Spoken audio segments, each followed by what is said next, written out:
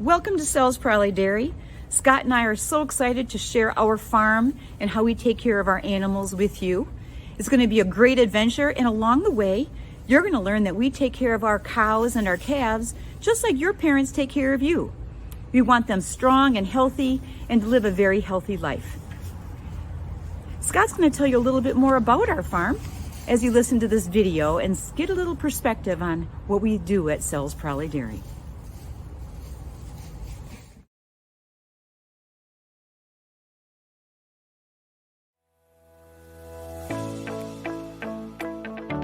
A little bit about our farming operation here at Selz Pralle Dairy. We own and rent 800 crop acres. Alfalfa and corn are our main crops that we grow here on the farm. We also have 450 milk cows, another 450 young stock that we raise. All registered herd. Been in my wife's family for over 100 years. We were milking at 120 cows in the traditional tie stall barn. And in 1998, we decided we had young children and we wanted a lifestyle more like other people who don't farm. To do that, we needed to expand to 600 cows. Well, that was a little aggressive for us. So we decided we would expand to 400 cows, be able to hire enough people so that we could have enough time for everybody to have some time off and have a little bit better lifestyle. Our Parlor facility, built in 1998, we have a double 10 parallel bomatic system. We capture milk weights on a daily basis for 3 times a day milking. It's timed, so every cow is milked at the same time limit, and you're done and you go back out to your hotel and get back to work and eating and exercising and relaxing. Also a rapid exit system where the cows are able to move out freely and quickly. Now we milk cows with teat scrubbers, and the first cow and the 400th cow are prepped exactly the same. By using the system, we just have no mastitis. I think we went for almost 2 months with no mastitis, no treating mastitis. So it's allowed us to be better cow managers for healthier cows. The SCR system that we put in back in 2012, it's been something that's really helped us in our farm operation. What it really does, it lets us listen to the cows sooner. Right. They can talk to us sooner by the changes in their rumination or activity. I'd rather jump on them early than later as far as taking care of them and figuring out if they are sick or what the problem may or may not be. If you listen to the system and don't overthink it, you can really do a lot of good things with it. We're going to introduce you to our new calf barn. We have just moved into a group feeding where we're going to gang feed the calves. We background them in our maternity barn for 2 weeks, and they will be moved into our new barn that is positive pressure ventilated. We're expecting to have better, healthier calves, which grow into healthier cows, which produce more milk and hopefully a healthy profit. We're looking at the solids that we ship out every day. That's really the trigger that's going to hit our bottom line. So our goal is 7 pounds of combined fat and protein a day per cow. So if our feeding program is such that we drop below 100 pounds, we still need to make sure those components are right up above 7 pounds combined fat and protein. The BMR has been a very positive effect on our cows, not only for production-wise, because we've seen the production bump from that, anywhere from the 3 to 5 pounds, but also just the health of the cows. We can tell by the difference in the rumination of the cows, and it really shows up with the BMR. More profit per acre. Yeah. That's really what BMR did. It gave us more profit opportunity per acre. As long as we harvested it correctly and processed it, and probably the most important, how we pack it and store it. But if you do all those things right, then we've noticed we get more profit per acre and more profit per cow. Another thing that we had changed over the years is our sand. We started out with a type of a sand that would come out of a pit that was more of a clay type pit. So the sand would come in and it was wet, it would have clay in it. We would have mastitis a couple days after we put the sand in. It got to be very frustrating. We were so struggling. We brought all the experts in, trying to figure out why our cell count wasn't lower.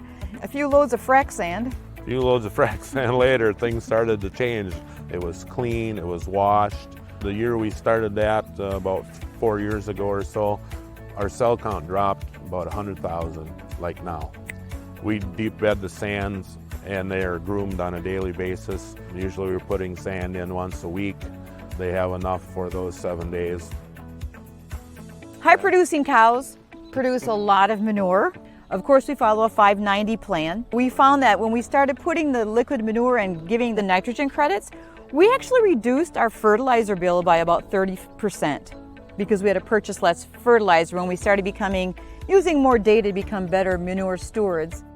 We run a 2-stage manure pit, basically is what we do. Everything gravity flows from our barn and goes into our first pit, which is a smaller pit where all the sand settles out and the manure solids settle out.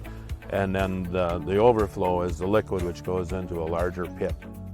Besides cow comfort and good nutrition and making sure they have a nice hotel to stay in, I think genetics are really a driver here. We've always believed in cows with really good feet and udders that work and wear.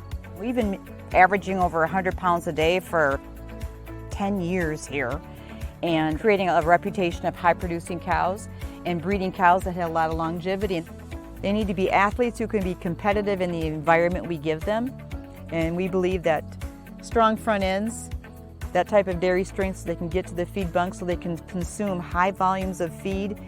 Because at the end of the day, our goal is easy.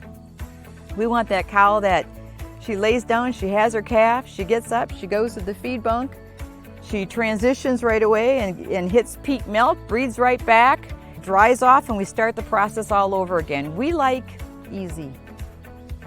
And that's kind of what we try to breed for, easy cows.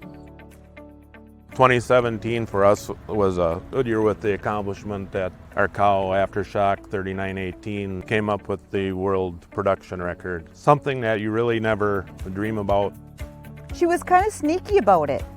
Any day here we have cows milking 150 pounds of milk a day. So when we had cows milking 200, it wasn't anything unusual. One day Scott came to the house, he says, "You know, Pam, we've got a cow that's been milking over 200 pounds a day for almost 6 months."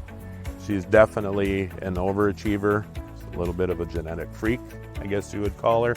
She knows what she's here for and she just does it on a daily basis, and she's just a blue-collar cow that knows what she's here to do.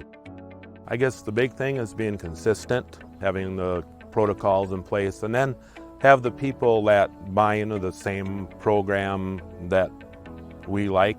My feeder is just phenomenal, whether it's shaving the bunker, feeding the cows, how much gets put in front of the cows. It's done the same way every day on a daily basis, and that's really what you need to have. We listen to cows.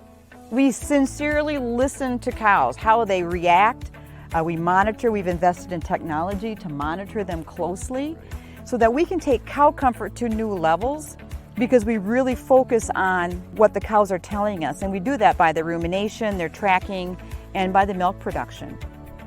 When we meet dairy farmers, we want to know that, yeah, we're a farm that really focuses on high production and we really believe in real strong cows, but we have a lot of respect for the different ways that dairy people farm. No matter how a farmer does it, we want to let them know we respect them and we work with them, and we need to learn from each other. And that's the way the dairy industry is going to be surviving and sustainable.